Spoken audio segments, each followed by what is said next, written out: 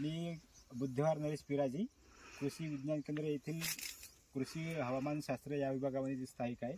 आपण जे ग्रुप बनवलं व्हॉट्सअप ग्रुप, त्याच्यामध्ये तुम्हाला ॲड केलेलं होतं पलीकडल्या वर्षी 2-3 वर्षाखाली. तर त्याचा तुम्ही लाभ घेता का? थोडक्यामध्ये आपला परिचय आणि काय फायदा होतो तो थोडक्यामध्ये सांगा. नमस्कार, माझं नाव गणेश ठावरे आहे.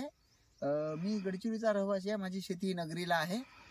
इथे आपल्याकडे 4 एकराला कपासीचं उत्पादन आपण घेत आहे. त्याच्यानंतर 2 एकराला धान आहे. सरांनी मला ज्या ग्रुपमध्ये ॲड केला आहे तिथे आम्हाला आठवड्यातून 2दा हवामानाचा अंदाज जो आहे त्याची प्रॉपर एक माहिती येत असते त्या व्हॉट्सअप ग्रुपवरती.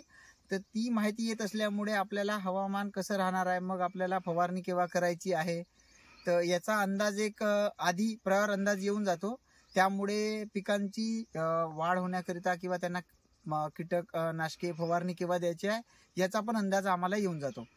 त्याच्यामुळे पिकांची वाढ होण्यासही मदत होते आणि आधीपेक्षा जो खर्च आहे, लागवडीचा जो खर्च आहे तो फार प्रमाणात कमी झालेला आहे आणि आता उत्पन्न पण तुमच्या समोरच आहे. तर हे उत्पन्न पण असं वाटत आहे की आता वाढत आहे.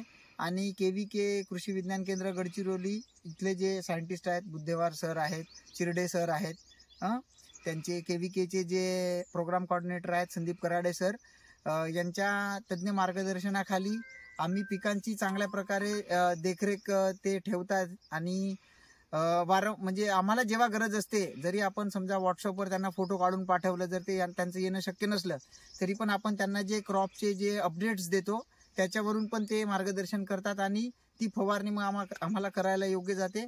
यावर्षी आता असा अंदाज आहे की चांगल्यात चांगलं उत्पन्न येईल आणि जे काही लागत खर्च आहे ते वगळून खिशाला थोडं परवडण्यासारखं आपल्याला उत्पन्न येईल.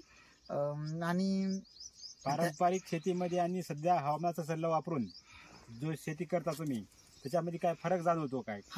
खूप फार फरक आहे. किती टक्के नुकसान टळलाय तुमचा?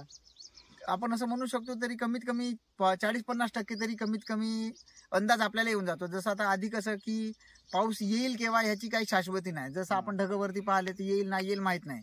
पण आता जे तुमचे जे हवामानाचा अंदाज आहे, जसं आता यावर्षी गडचिरोली ते पूर परिस्थिती भरपूरदा आली, तर मग त्याच्या अंदाजानुसार जवळपास 80-90% जास्त आपल्याला हवामानाचा अंदाज म्हणजे पाऊस केव्हा पडणार आहे, ऊन केव्हा राहणार आहे याचा अंदाज बऱ्यापैकी येऊन जातो. तर त्याच्यामुळे फार मदत होते. धन्यवाद. धन्यवाद सर.